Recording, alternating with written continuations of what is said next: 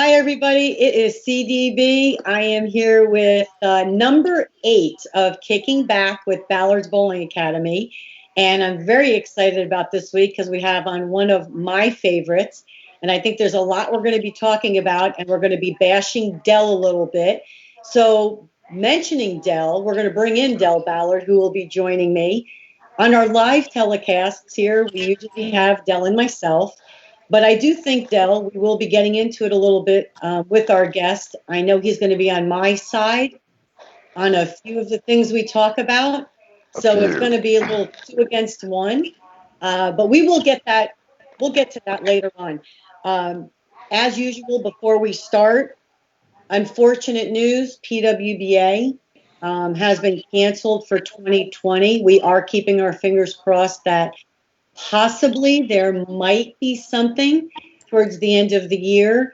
And of course, the PBA hasn't set their schedule yet in motion, but we are keeping our fingers crossed for that also, that will be announced soon. But on the horizon, in July, we do have the Lucy Doubles that is run by Donna Connors and her crew.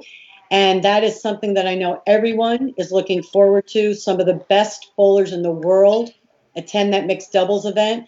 I have been fortunate enough to be a part of that event from the very beginning. I have only missed one, and that is when I was with Parker Bone. I was bowling with Parker Bone Jr. So it's a great event. So tune in to watch the Lucy. We'll be streaming it live, but I'm a little concerned because I want to bring our guest in, Dell. Yes, I think it's time. I think it's time for me to take the normal abuse that I'm used to taking. Totally 100%. So let's bring in from Yakima, Washington, Marshall Kent. Say hi, Marshall. Hi, Marshall. Hi, how's it going? Good, Hey, good, good. are you in Washington or are you in Vegas?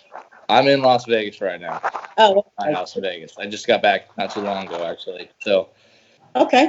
yeah, still kind of feels like an Airbnb to me, sort of, but I'm getting used to it. Well, you have a great home there in Vegas. You have been kind enough to loan it out to my to bowl a couple events, so I appreciate that. But Marcia, we have a lot to talk to you about, and I know that you are definitely not shy. So I'm expecting honest answers. And the Okay. first one is let's talk a little bit. We have a lot of youth that we've been dealing with on our youth chats, and it's very important, especially with 2020 being so odd, with them being able to make college visits. Tell us about how you started there at Robert Morris. Well, my journey to Robert Morris started back in 2008, about 3 years before I even got there. Dale Lehman was the head coach at the time, and he started recruiting me in Detroit at my second junior goal. Oh, wow. And he was pretty much the first guy to reach out to me and say, we want you to come here. And followed up the next year and said, I still want you to come to Robert Morris. I know you still got a couple of years.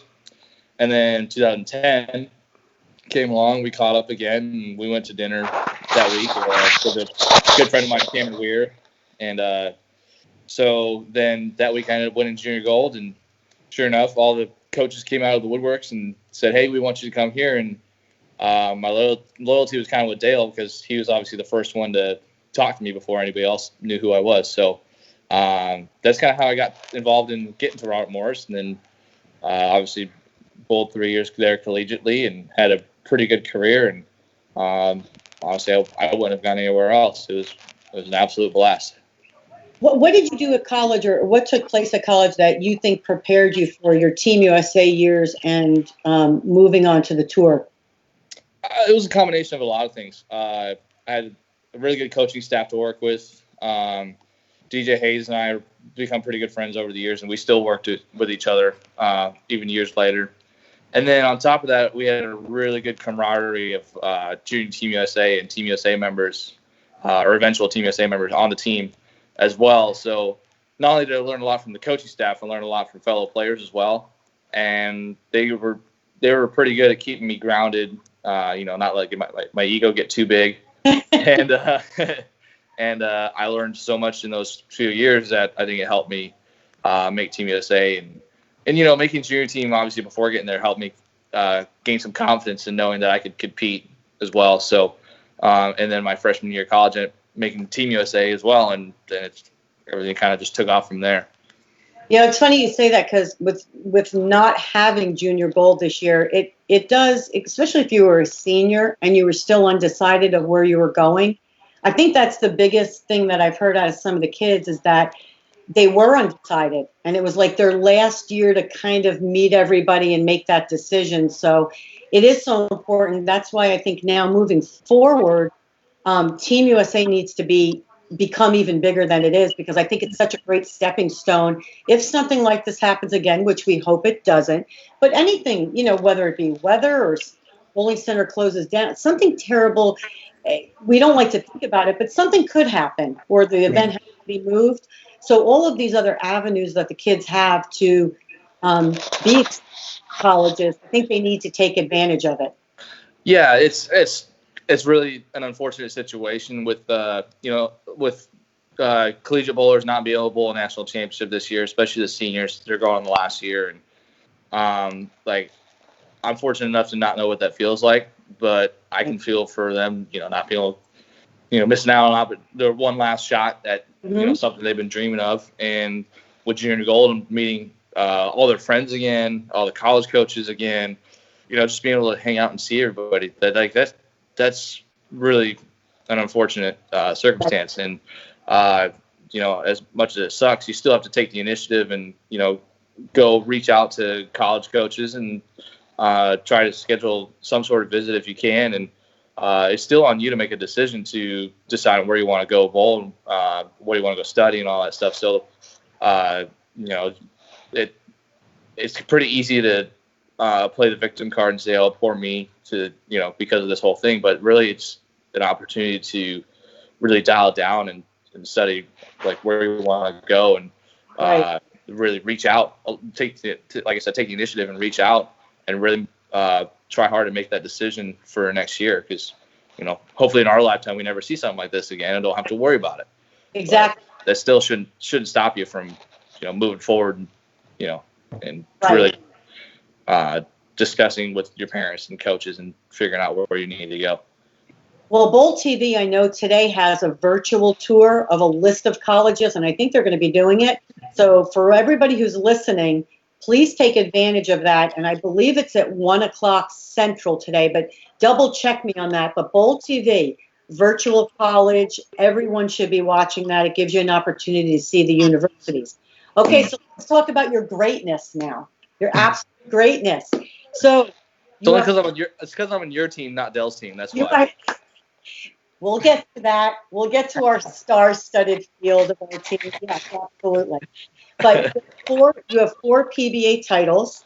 I know you will take this the right way in saying I feel you should have more. I'm sure you feel the same way.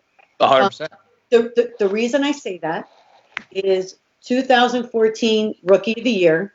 But what I looked at was over the last 3 years or so, you have made TV shows in major championships, and you've lost, obviously, to some great bowlers, along with yourself, EJ, Don Barrett, Tommy Smallwood. I hate to spin it into a negative, because I do. I just feel like you should have so much more, because you've bowled so good. So explain, I guess, maybe why right now certain things may happen to you on TV, or I know you are always working on your mental game. So tell us maybe a little bit about what you're doing on this off time to prepare for the future. Yeah, I feel like I should have 9 or 10 by now. It's Right. sucks to be honest. I'm going to say it. Yeah. It sucks because there's times where I'm just not comfortable with my look, and I end up bowling one. I still grind out for 190-2-0, and unfortunately my opponent shoots 2-0, 210. Right. And then when I do bowl good, I shoot 230, 240. I end up getting run over again. So it's it's been kind of the worst of the worst in the matchups, but I do feel like it's going to come around and come my way, when things start going my way, I'm going to shoot up there, and the title number is pretty fast. But, mentally, I feel like I've put a lot of things together, and, physically, I've made shows where I feel fantastic. I've missed cuts where I feel fantastic. I've made shows when I feel like I've thrown it the worst I've ever thrown it. Right. Like, actually, the prime example of that was when I lost to Dom at the U.S. Open when he won.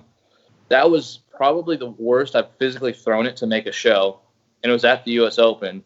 But that was the best I've ever been mentally, because I just, for some reason, every time I was staring 150 in the face, I was able to throw a 4-bagger for 190, and it was just one of those mentally great weeks. And so, like, I know I have the ability to get there, just about every week. It's just kind of doing my part to put things together. And during this break, I haven't thrown a bowling ball since probably March 14th. But it's not that I haven't had the opportunity to practice. It's just I have some big physical changes I want to make. And I think the longer I go without bowling, the easier they'll make, because I won't have that leftover muscle memory. So I'm kind of revamping everything, just kind of hitting the reset button on everything, and just trying to build a better, more consistent game out of this break. So I love that you said that, because you are going to be coming onto my youth chat on Yes. Sunday night. You promised me. But Yep. That's something I'm going to have you say, because we've talked about what creates your winning combination. And I think a lot of times people put so much emphasis on, throwing it great, and what I'm doing, it feels great, but it may not be the right thing. And changes do have to be made. Changes aren't easy. I mean, they're not. You're one of the best in the world, and you're telling us that changes are something you really, truly have to work at. So that is such a great piece of advice for anybody, that you just have to maybe kind of just walk away and reset. Yeah, absolutely. And like, it's funny you say that too, because I know a lot of people that talk about having like a good practice, and when I talk to them, so what made that practice good? It's like, oh, I felt like I threw it great today. So okay, but what'd you learn? So and then they kind of pause and think. It's like, well, I'd rather have a bad practice and learn something than feel good at the end of a practice, because a lot of times when I feel good at the end of practice, I'm not throwing it good. So I didn't really improve anything. So like, a lot of my best practices, I just left the bowling center with my head down and felt terrible. But I knew, in the long run, it's going to pay off. So, just really make sure you learn something from practice every time you step on the lanes. Even if you don't feel good at the end of it, you're learning. So, and that's the biggest thing. You learn, even if it's the wrong thing, you learned what didn't work. So you're evaluating. You're always evaluating your process as to what you're going to do and moving forward to the next day, which kind of brings me to the next thing I want you and Del to talk a little bit about. Oh boy. Is it could be dangerous. Since I think our passion for the sport and our temperament at times is really in sync when you and I talk, Marshall. I mean, we get it.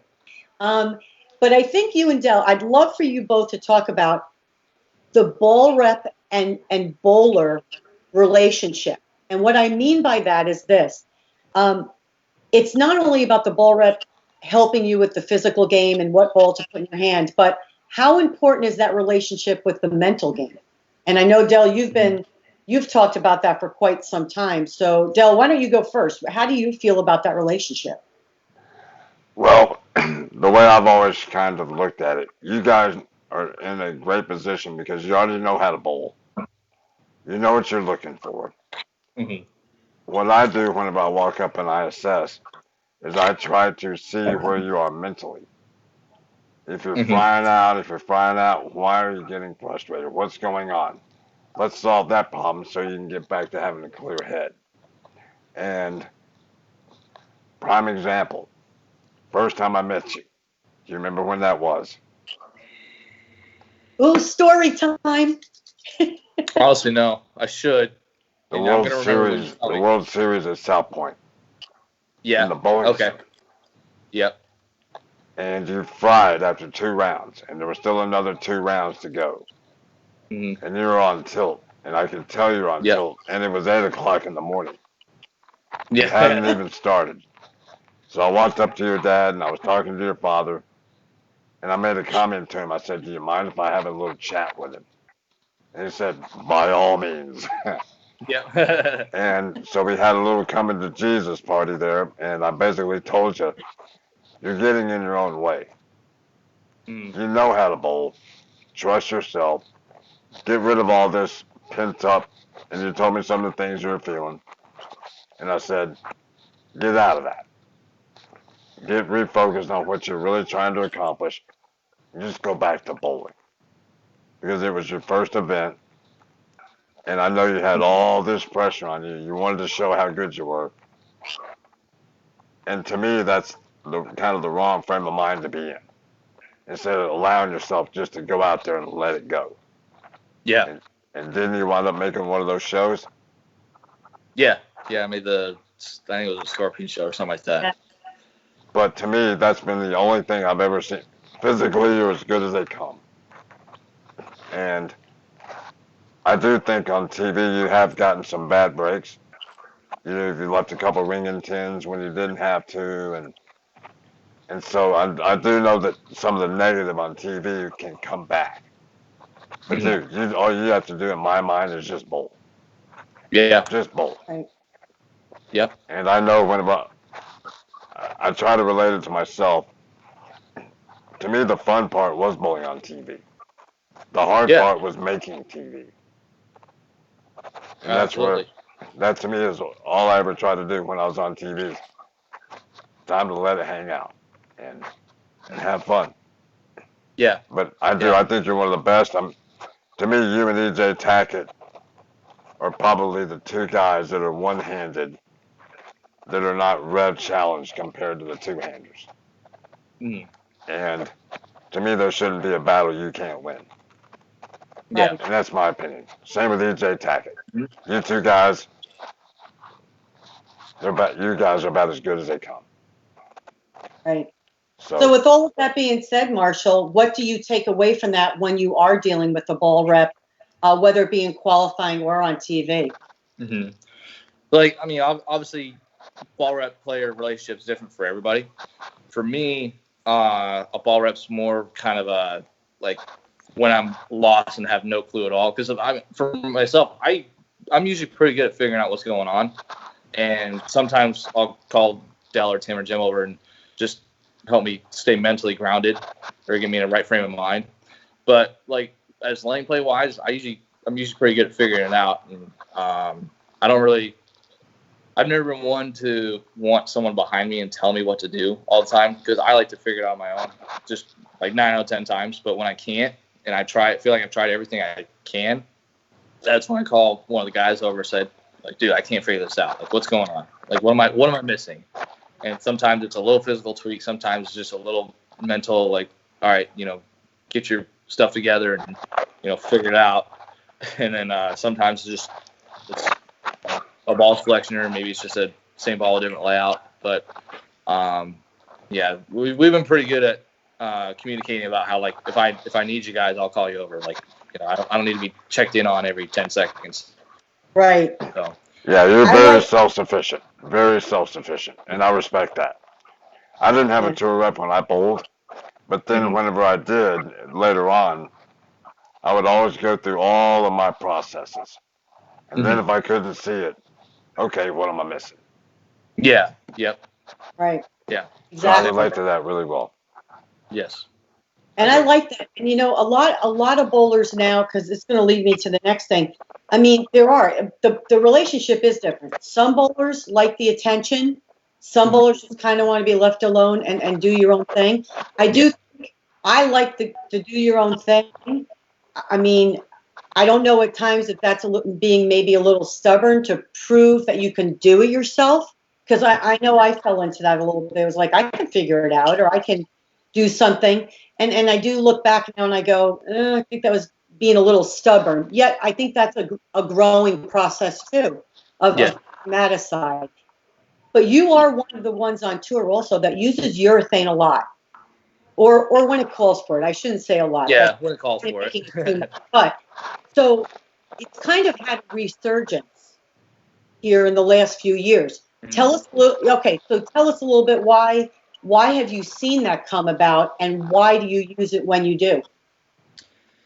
It just, I really couldn't explain it. It's just one of those things where it just, when it's right, it just creates so much more room than anything else, because you play that. It's almost like you play the shape of the pattern in the first 20 feet of lane or 30 feet of lane, and that's kind of your miss room. And it's much easier to control down lane. So once it's off your hand and you see it shape in the mid lane, you know exactly what it's going to do. And there's been times where I feel like I have between like 2 and 10 to hit with urethane, but a reactive ball is so violent down lane, like I have to, I have like a quarter of an inch to hit. So it's very common on short patterns, obviously, because it controls down lane motion very well. And it's kind of one of those things I can explain why I use it. I just see it. It's like it's instinct, pretty much. And there's been times where everyone else is throwing urethane, and I'm like, I don't have luck with it. I got to throw a reactive ball, and I do something completely different with the reactive ball. And sometimes that's a better look. Sometimes it's not. It's just kind of one of those game time decision sort of things. But I think for a lot of people too, with the higher rev rates, it's so hard for them to control a reactive ball early on because it's so violent when it comes off in the pattern, that urethane is just the smarter play for them, because they can control it and they know what it's going to do. And I don't think people call it a crutch. I don't think it's a crutch. I think it's another tool in the bag, because it's not like some people can use it and others can't. It's available for everybody. Everybody can use it, so there's no sense in complaining about it when you can use it too. Right. So, it's just another option in the bag. And if you can figure it out, it expands your arsenal. And if you can't figure it out, well, then that's on you. That's your own fault. Well, we've watched you play every part of the lane, which is why I think you're so amazing. So how do you actually, you were the one on that video. I kind of went from one thing to the other, but throwing it over the left gutter, I believe it was it South Point? Probably, yeah. Okay. No, but I think Dell actually got that video too. He does have that video, exactly. Yeah. But I tried to. Sorry, I'm gonna interrupt you. I tried to download it off my Facebook page, and I couldn't get it to load up right, or I would have it on there. Yeah. Oh yeah. We'll play it. We'll play it later today, definitely. But yeah, Marshall, how do you practice that? Seriously, how did you go to you go to the bowling center one day and go, I am going to practice lofting the left gutter cap. I want you to explain to us exactly how do you do that? Well, my first time trying it wasn't exactly the prettiest. So I'm there at the bowling center. I've been there for a couple hours, and I decided to hop in front of the ball return and try it, because obviously I've been there long enough. The lane's pretty dry. So I give it like 2 or 3 shots, and it looks pretty cool. Like, obviously I'm throwing it over the gutter and throwing it way right and watch it come back. So my buddy Jason Radke from back home is walking to the ball center, and I'm like, Jason, check this out. Like, this is so much fun. And I get up there, and he's getting on video too. I got to find the video, but I get up there, and I go to let it go, and it sticks to my thumb. Ball goes straight up through the ceiling tiles. No way. I break 2 ceiling tiles. And he just falls on the ground laughing. He's like, bro, I got that on video. I got to see if he still got it. But I would love that. Yeah. So I really wouldn't recommend practicing unless you have to. But, I really couldn't explain how I learned to do it. It's just it became a necessity in college, and even kind of in JBTs as well, late in the blocks.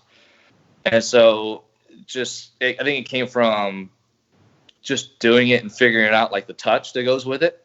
Right. And I really, if I'm going to give like advice on learning how to do it, for me, everyone sees it differently, but for me, I really use my legs, because I feel like it's a much more repeatable motion if you try to create air with your lower body rather than trying to throw it with your upper body. Because when you try to throw it with your upper body, there's so many things that can go wrong with it, that like your swing kind of gets out of place. You give it the chicken wing and you keep tugging it left. Whereas if you use your legs, kind of load up and explode up, then it allows your swing to tuck in the right spot, and you can get your hand in the right spot, and then your ball hits a lot harder that way too. So that's good, because I bet you a lot of people think you use more of your upper body on that. Yeah. I think by physically seeing it, they're probably thinking, well, I got to throw it harder. I got to use my upper body. And that's a great point. Use your legs. That's excellent. Excellent. Oh my gosh. Well, again, leading to your versatility. Now let's bring Dell back in while he's sitting there watching us. Let's talk a little bit about team bowling. About what? Oh, God. Oh. Okay, so we are the New York City Kingpins, and we have PDW, Marshall Kent, Kyle Sherman, Darren Tang, and Oscu Palermo. So before we even get to whatever your team is, Really? Marshall, no, because everybody heard it from me, but I want to hear it from Marshall. You know, what are the two biggest factors that we talk about in regard to choosing somebody for the team? How well they're going to mesh with the team chemistry, and communication is huge. Are they going to communicate with us and talk about what's going on, what they see? So just more of like personalities we can work with, because the talent's there, but you can have the most talented player ever, but if you don't get along with them personally and can't communicate with them, then it's useless.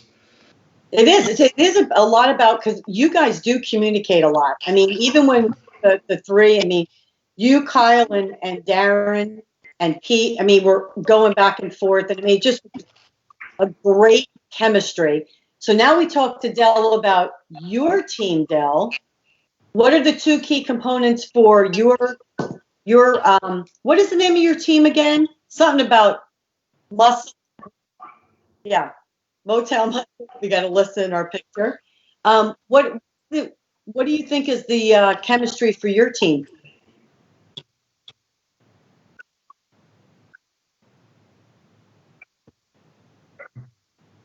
Come on, get it together, Dell.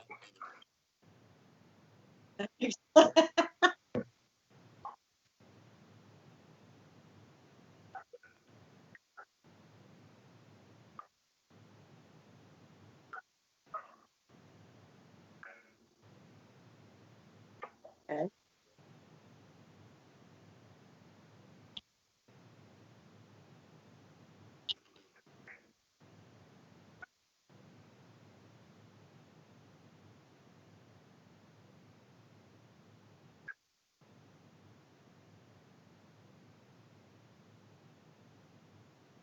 Okay.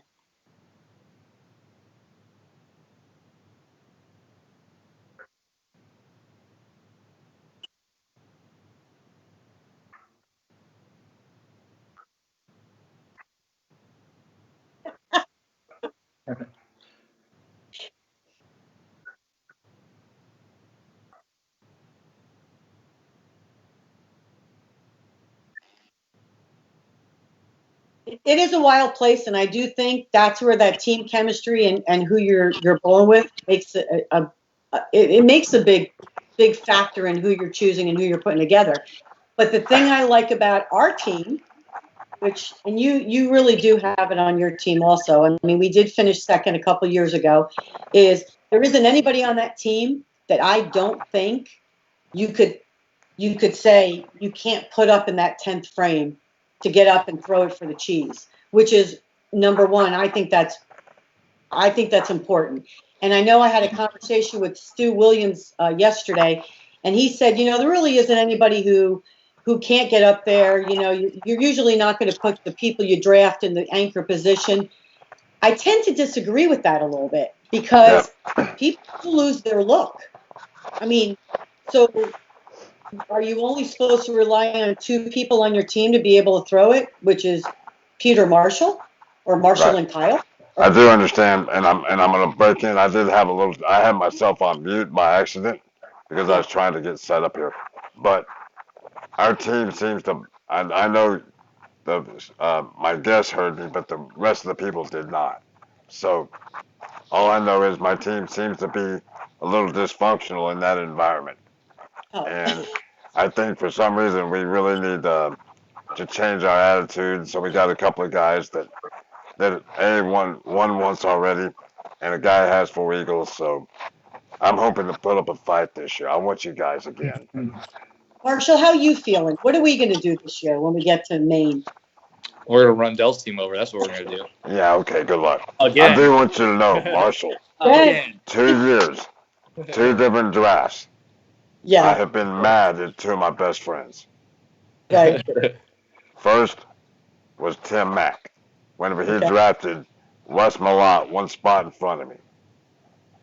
Second was when she drafted you 1 spot in front of me. I remember that. Oh, yeah. Well, that was the second time I got, whatever you want to call it. And after that draft and after that year, I said to Marshall, you're never leaving, right? Like you are staying like forever, right? Yep. Well, I think that PBA League is a great environment for the players not be bowling against each other, but finally bowling with each other, which is a little bit of a different mentality. And some adapt well, some don't, and I think our team has done fantastic. So I'm just going to kind of leave it at that. Okay, so let's talk about something else that is an individual, but you travel the world, Marshall. You bowl, every WBT tour, tournament you can. You have been in the finals for the World Bowling Championship, right? Yeah. Okay, is there any different approach to the international events as compared to what you bowl here on tour? I mean, yeah, they're kind of night and day because when we bowl tour events over here, it's a marathon. You have qualifying and then captures round and match play, and then you get to the show. Whereas over there, it's a 6-game block and scores drop, and you have to be, on the gas pedal from frame 1, shot 1, when you go over there. And it's qualifying is kind of like beat the board sort of thing, where you have to put up a number that is within the cut, and a lot of times that number's can be hard to get to later in the week because all of a sudden you have to bowl 180 over for 6 games. Right. That's 230 a game, and when 220 is a pretty okay game, it's kind of hard to get yourself in the right mindset to put up a score like that. Like it's one thing to just kind of bowl some games and see where you end up at the end of the day, but like when you have to put up a certain number, that's a way different spot to be in than most people are used to. But I have noticed a lot of times over there too is once you get to the finals, scores seem to drop drastically because you can go and bowl 6 squads and take your best score. Your best score is probably going to be pretty good. Well, then when you get one shot at it, it's not always going to be the same story. Like some guys are going to maul them and go 240, 250 over, but then really all it does to get to the next round is like 100 over. So right. A lot of people when they're on their first time going over there, they get so caught up in the qualifying scores that they're like, oh my God, I have to bowl 200 over and kind of panic and bowl 50 over. When it only took 75 to make the next round. So right. There's definitely a lot of different ways to approach it mentally going over there versus over here. Okay. But the preparation's still the same. You still have to go out and throw every shot as best you can and, not get too caught up in trying to bowl 280 every game and just, let them fall instead of trying to make them fall and put up a score. So, okay. Yeah, it's definitely different for sure. Especially when you're forking out $120, $130 every time you bowl. You're like, oh, right. Missed by 10. Now there's another 140 down the drain. Right. It can be tough for sure. And you have to pay for the flight. I mean, if you're going to Dubai or if you're going to Thailand, I mean, it's not cheap. How do you deal with do you ever have an issue with jet lag? Yeah, actually, the jet lag is very, very difficult to overcome. But a lot of times what I'll do is 2 or 3 days before going to an event, I'll try to get on the time schedule that I'm going to. And that seems to help out quite a bit. Like I found that the second day there is the hardest. The first day is pretty easy to get on schedule. It's the second day that really kicks your ass. So it's like, The first day you get up at like 7 or something like that, and you go have breakfast and try to figure out what to do for the day. But then you get about 3 or 4 o'clock in the afternoon, and you're like, oh, I need a nap, and you absolutely cannot nap because then you fall asleep and you wake up about 8 or 9 o'clock at night, and you're like, well, now I'm screwed. Yeah, I've run into the same thing when I go to Japan. Same exact thing. The first day over there, I'm really good. That second and third day's a beating. But Yeah. what I wanted to ask you was, do you feel like certain formats favor certain players? Oh, 100%, yeah. Because I've noticed that some of the people that have multiple entry events over there internationally seem to have a lot more success than they do when it's what our format over here for the PBA. Yeah. I don't think it's necessarily a lack of ability. It's just they don't bowl our formats often enough, so they haven't figured out kind of the long haul mentality. Like there's plenty of phenomenal players over there that can come and make a major show over here, but it's just their mindset's so used to being short term, get this block as high as you can sort of thing. They haven't figured out it's like, oh, you have 42 more games after this block. Correct. And that 150 you bowled last block isn't a big deal. Right. Whereas it's a much bigger deal to them. So, like, obviously a lot of them have figured out, but the ones that kind of bowl a lot of EBTs and come over here once in a while and make a match play cut, they're usually not in the running for the show because they haven't quite figured out the long run mentality. Yeah, but in a shorter sprint, like over there in a multiple entry, it's a total different mentality. You bowl a bad game, okay, I'm going to start trying something. Yep. Instead of, okay, I bowled a bad game, let's solve the problem. We've got, 18 more games to go. Yeah, exactly. And totally agree. That's why I wanted to bring it up to you. I know you bowl everything international and see if you notice that with certain players. Yeah, absolutely. And you're spot on with that, too. Like, if I bowl 160 over there, instead of trying to manage to find like a 2-0, 210 look, I'm going and trying something to try to shoot 250 my last 2 games or something like that. Right. Going for the home run look rather than trying to do more like damage management. Right. Oh, that's a great way of putting it because you really don't have the time. So it's a sprint as compared to a marathon, which is you bowl over here. Well, mentioning that, though, would you like to see some of those shorter sprints as a PBA re-entry format? No. Okay. Absolutely not. I like that. I think I think the PBA Tour stops should be more like kind of similar to like golf events. 72 hole marathons. They should be 50 game marathons, and the best bowlers should earn their way there. You shouldn't get rewarded for having one good 6-game block. You should be rewarded for having 42 solid games or 56 solid games.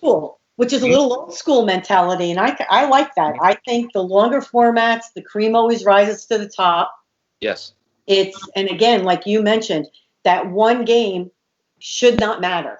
Because you're going to make the adjustment, you're going to move on, and you have plenty of time. So I'm all for that. I'm a marathoner. I always was. I was a slow starter and just kind of got better as it went on.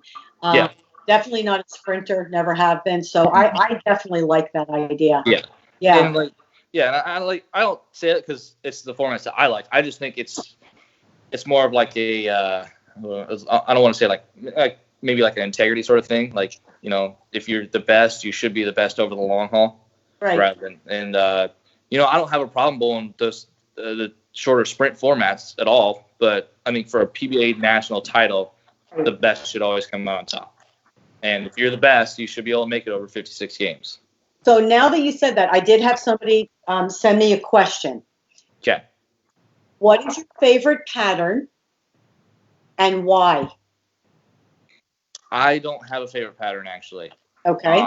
I've never been a fan of playing favorites. Favorite ball, favorite pattern. I love that.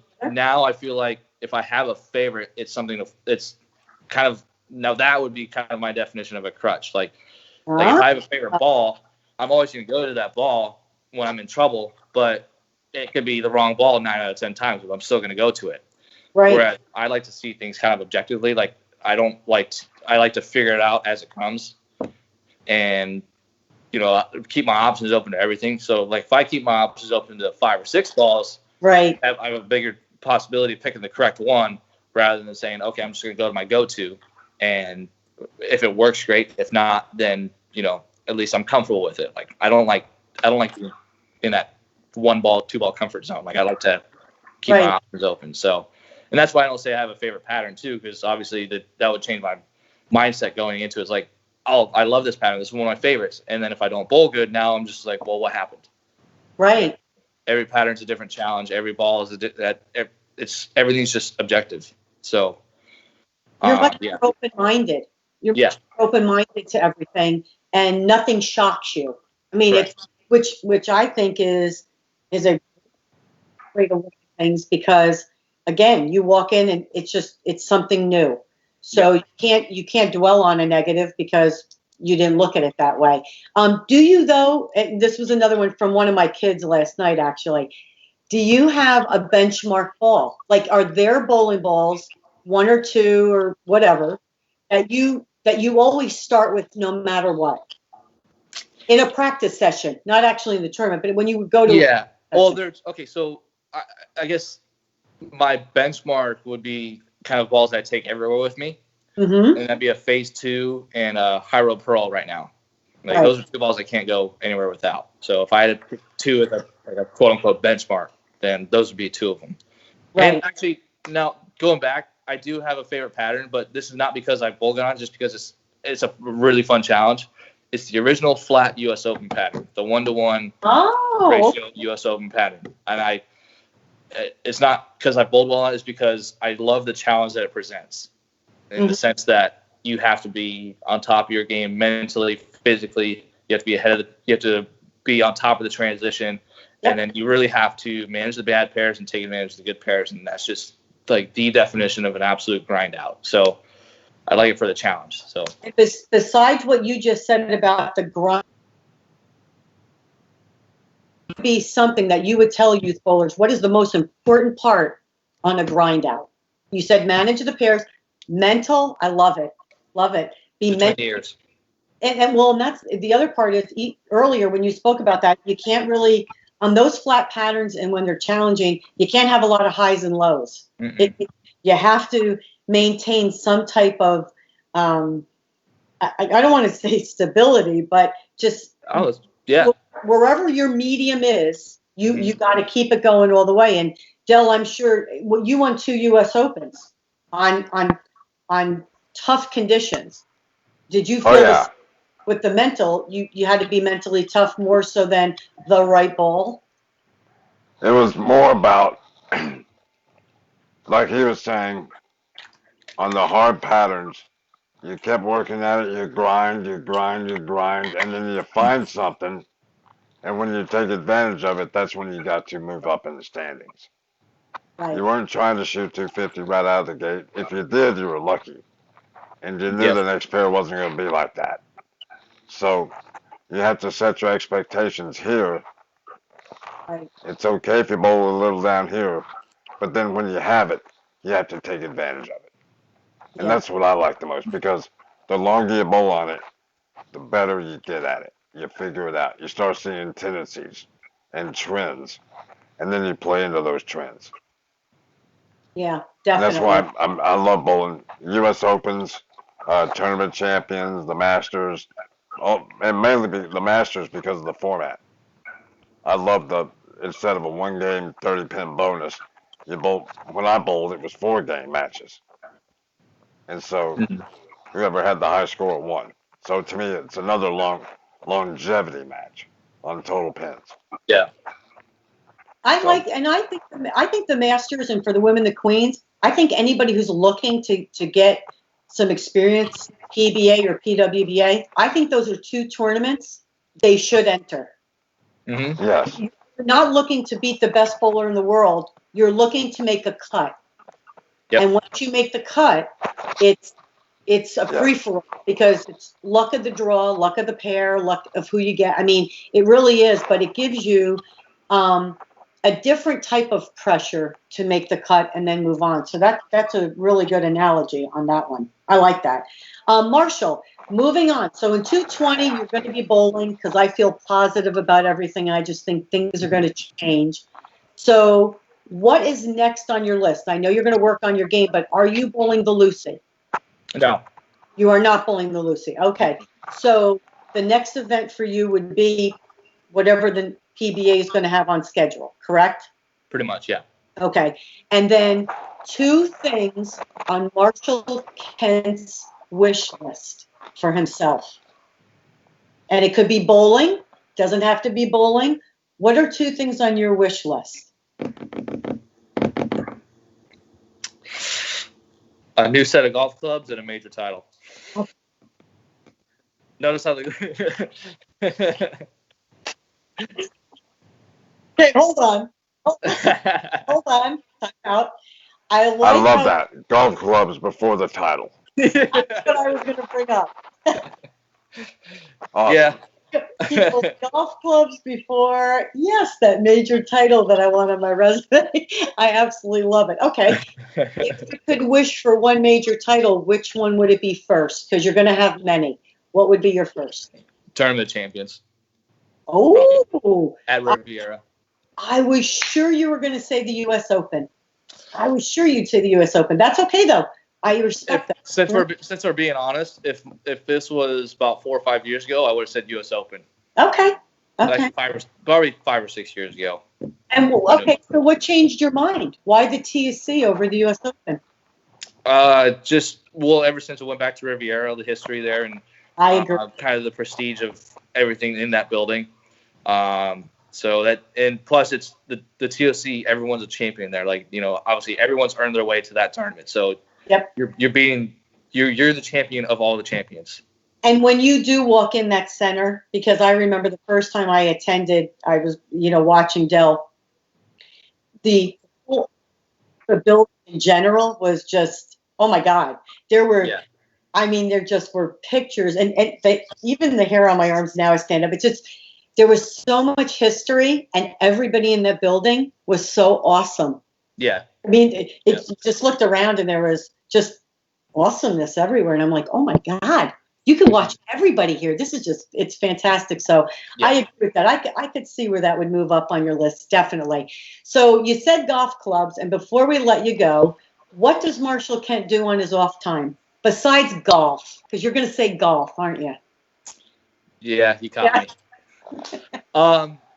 Lately I've been playing a lot of video games. I've been playing Call of Duty, and then I've been playing a lot of virtual reality too. I bought a VR headset kind of right before this whole stuff happened, and I've gotten pretty good at Beat Saber. I'm kind of ashamed to admit it, but I've played that a lot, and I've gotten pretty good at it. So you're supposed to do what you want and makes you happy. Yeah. Yes. So, I've been playing that a lot, and it's exhausting. It's almost like a workout on its own too. So that's why I enjoy it too. Like after about 20 minutes of it, I'm drenched in sweat. Okay. Oh, How really? good are you? How good of a golfer are you? Golfer. How good are you? I've never seen you play golf. So are you? I'm okay. I don't know. I usually shoot like low mid 80s. No. Oh, ish. Really? He acts like that's not a big deal. Exactly. Like that's great. I think, isn't it? Well, I'm terrible, so it doesn't matter. But I think that's awesome. There's room for improvement, but if I go out and shoot a bad round and I shoot 87, I'm okay with it. Good. So I feel like it's pretty okay. Okay, I have a question. Okay. Do you get as mad at golf as you do at bowling? Ooh, no, good question. I don't actually. No way.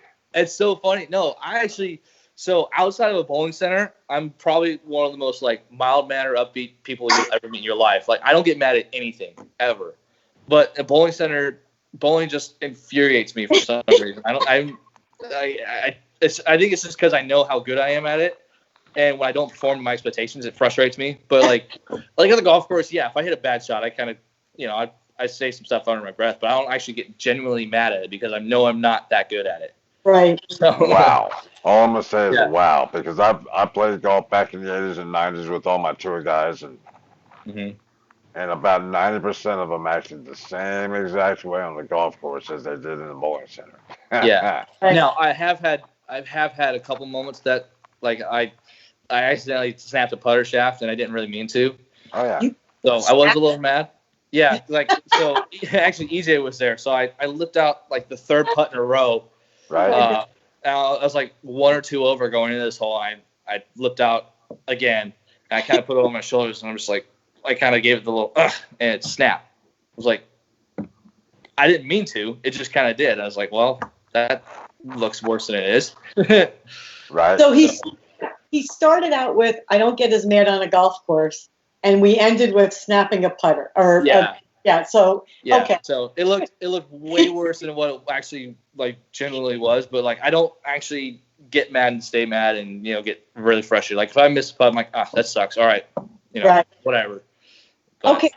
So before we let you go, if the PBA announces they're going to start bowling, and I'm just picking a date. So if they say we are going to start bowling October 1st, when are you going to step inside a bowling center? Probably September 1st. Okay, that's not the answer I like to hear, but that's okay. Dell's good with it. I don't know. See, all of the people, here's how I look at that, and this is a compliment. All of the people that are actually talented don't need as much leeway time. The people who aren't as naturally talented, like myself, I need lots of leeway time. That's where I need to be. But Dell was the same way. Dell would practice 3 weeks before the tour, and his first block, he'd be 300 over. And I'd say, we'd be at lunch, and I'd be like, you disgust me. I'm just the whole thing, because it's so not fair. I see you being that person. Yeah, that would be me. But like, I would also, what my practice regiment is a lot more. I don't want to say dedicated, but like my practices are way more focused and dedicated than most. Yes, I agree with that. So the 1 month I have, I'd probably go up to Washington and go home. I'd be practicing 2 or 3 times a day. Right. Because I don't bowl for more than an hour at a time. Like I just don't. Because I just mentally, zone out. Yep. So I do my hour. If I need to come back, I'll go again. I'll come back in the afternoon. If I feel like I need more, I'll come back in the evening. So I'll practice 2 or 3 times a day for a month straight. So quality over quantity. Because I will say, I hate it when people say they practice 4 hours a day. Yeah. I hate it. Like we won't say that. Yeah, you had 1 good hour and you spent the last 3 going through the motion. You just kind of negated everything you worked on in the last hour. Like, you just mentally checked out. Like you just became a throwbot and you became unproductive. Like, do that 1 hour, cut it off. If you need to come back later and just make it quality. I would say my practices might go 2 hours, but I did take a break in there. But again, it was No, I think it was more of the mentality of I just didn't, I never felt like I was one of the best. So I felt like I had to work harder at it to get there. Because I never had that confidence in the fact that I was naturally talented. I felt like I had to create my talent. I always use Dell as an example. A guy would practice for 30 minutes and throw a parade. Never grabbed it, never did it. And I'm like, God, how do you do it? She usually gets so mad at me because I would bowl for maybe 20 minutes, strike every shot, and go back and play dominoes or play gin or whatever, and she'd bowl the next 3 or 4 hours. Bowling by myself. There'd be him, Tony Franklin, David Smith, and all playing dominoes back, and there I am bowling all by myself. I got all the bowlers in the back, and I'm the only one practicing. I'm going, and they're all bowling better than me. God. Carolyn's good practice. All she hears is 10. Yes, exactly. Or 5. Exactly. But that is great. That is great advice. Practice is different for everybody, but I do agree 1,000% on quality over quantity by far. But Marshall, you have been rock solid today. I cannot thank you enough. As you know, I am a super fan. I remember the first time I met you. I knew who you were from college, but I was with Dell at South Point that tournament, and I remember you were with your dad. Your dad was there watching you bowl. Yep. Yeah, he was. And I remember that conversation. We were walking by, and you were sitting with your dad, and we were having, and we'll say it, I don't care. We were having a beer. And I walked away, and I said to Dell, oh, my God, I love that kid. I loved everything that was coming out of your mouth, and I go, oh, my God, I can so relate. this is cool. And then you go on to be just awesome that week. So, Marshall, I know for a fact we will see you in the winner's circle. We will see you in a title. You are going to be rock solid for our team. And I wish you all the best. You're gonna lose. Yes, but you are a great role model. My kid looks to you, and I want to thank you for that before we get off. And just enjoy your break, and I look forward to seeing you back on the lanes. Absolutely. Thanks for having me. I can't wait to get back up and bowling for sure. You bet. You bet. Take care, Marshall. All right, Marshall. Thanks for everything. Absolutely. So, Del,